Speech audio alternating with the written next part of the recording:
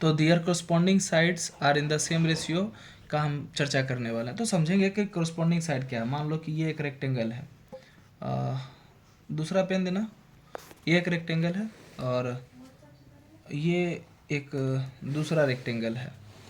और अगर हम इस रेक्टेंगल की बात करें तो क्या हो जाएगा कि सपोज करो कि ये 30 सेंटीमीटर का लेंथ है, तो तुम जानते हो कि रेक्टेंगल के अपोजिट साइड्स इक्वल होते हैं, तो ये भी 30 सेंटीमीटर। मान लो इसका नाम दे दीजिए ए, बी, सी और डी दे दिए हैं।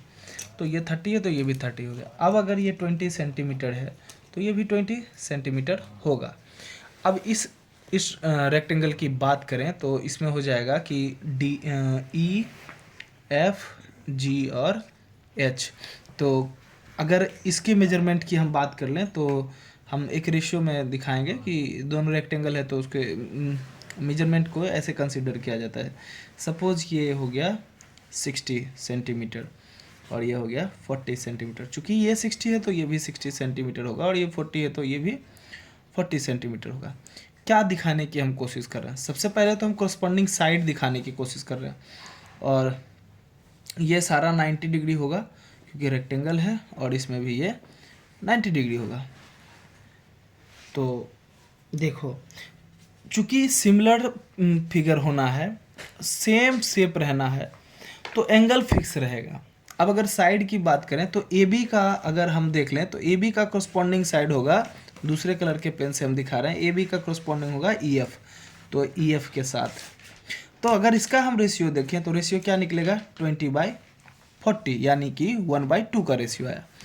ठीक उसी तरीके से अगर हम इसका ये DC, तो DC का कोरस्पॉन्डेंस क्या हो जाएगा HG हो जाएगा, HG होगा, तो ये भी 20/40 मीन्स 1/2। क्या होगा अगर हम लेंथ की बात करें तो लेंथ बेस वाला लेंथ और बेस वाला लेंथ अगर हम देखें तो BC/FG, तो कोरस्पॉन्डिंग साइड है BC का FG और कोरस्पॉन्डिंग साइड के ही रेशियो का बात कर रहा था, तो हमने BC और FG जो कोरस्पॉन्डिंग साइड था उसके रेशियो को दिखाया। ठीक उसमें भी यही किए और इसमें भी यही किए। अब हम 30/60 की अगर हम बात करें तो रेशियो निकालेंगे तो 1/2 आएगा। सिमिलरली AD का अगर कोरस्पॉन्डिंग साइड देखें तो AD का हो जाएगा EH, इसका भी देखेंगे तो 30/60 मीन्स 1/2। हमने क्या देखा? हमने देखा कि जितने भी साइड्स थे कोरस्पॉन्डिंग साइड का, जो एक साइड का दूसरे कोरस्पॉन्डिंग साइड से जो रेशियो निकाले वो दूसरे साइड का दूसरे से कोरस्पॉन्डिंग रेशियो निकाले, फिर तीसरे साइड का तीसरे से कोरस्पॉन्डिंग निकाले, फिर चौथे साइड का चौथा से कोरस्पॉन्डिंग निकाले। हर केस में कोरस्पॉन्डिंग साइड्स का जब हम रेशियो देखें तो सबका वैल्यू सेम आ रहा था। कहने का मतलब AB का रेशियो DC और HG के रेशियो से और BC और FG का रेशियो AD और EH के रेशियो यानी 1/2 के बराबर है।